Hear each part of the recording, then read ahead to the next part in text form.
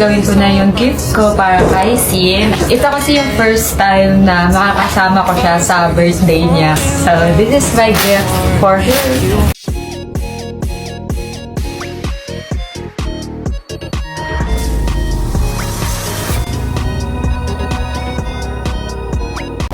Hey guys! So today, gagawin ko na yung gift ko para kay Sin. Ito kasi yung first time na makakasama ko siya sa birthday niya.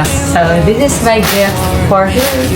So may iPhone 17 Pro Max din kasi ako para same na kami. So syempre ako mismo yung gagawa ng gift box. Gagawa din tayo ng scrapbook na may mga letters and pictures namin. And samahan niyo ako habang gagawin ko to. So let's go! Oh yeah, 105 is the number that comes to my head. When I think of all the years I wanna be with you, I wake up every morning with you in my bed.